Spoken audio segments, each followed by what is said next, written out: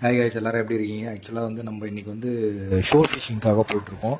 Location எங்கே அப்படின்னு பார்த்தீங்கன்னா, கோவளத்துலேருந்து மகவலி வரைக்கும். நீங்கள் வந்து திருக்க சீசன் தான். இது திருக்க வந்து ஃபுல்லாக ஏறி இருக்குது. நீங்கள் எங்கே போட்டாலும் உங்களுக்கு அடிக்கும்.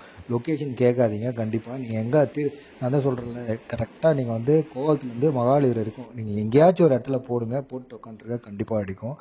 இந்த இடிஞ்சு போன பில்டிங்க்கான காரணம் வந்து பார்த்திங்கன்னா, கடலோட சீற்றதுனால தான். கடல் கிட்டத்தட்ட வந்து 6 மாதத்துக்கு முன்னாடி ஒரு 50லேருந்து 100 மீட்டர் தூரத்தில் இருந்த கடல் வந்து இவ்வளோ கிட்ட வந்து இந்த பில்டிங் வந்து இடித்து நிறுத்திருக்கு. இது வந்து குளோபல் வார்மிங்னால தான் இந்த மாதிரியான பிரச்சனைகள்லாம் வருது அப்படின்னு சொல்கிறாங்க.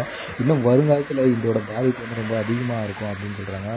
முடிஞ்ச அளவுக்கு இந்த மாசுபடுத்தாமல் இந்த குளோபல் வார்மிங்க்கு ஏதாவது உங்களால் முடிஞ்சது பண்ணிங்கன்னா கண்டிப்பாக இது மாதிரி விஷயங்கள்லாம் நடக்காமல் சேவ் பண்ணலாம். முக்கால்வாசி பார்த்திங்கன்னா நம்ம தமிழ்நாடு முழுக்க வந்து கடலில் சுற்றி தான் இருக்குது. அதனால் வந்து இதை பாதுகாக்க வேண்டியது ஒவ்வொருத்தரோட கடமையாக நான் நினைக்கிறேன்.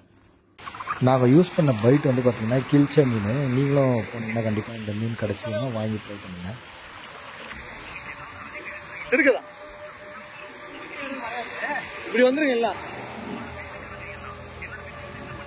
தண்ணி வந்துரு. இப்படி நேரம் வந்துருங்க, நேரம் வந்துருங்க.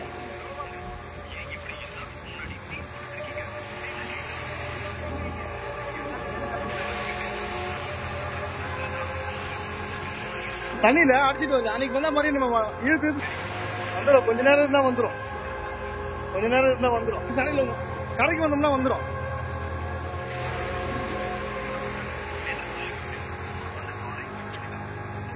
அலைக்கு வருது.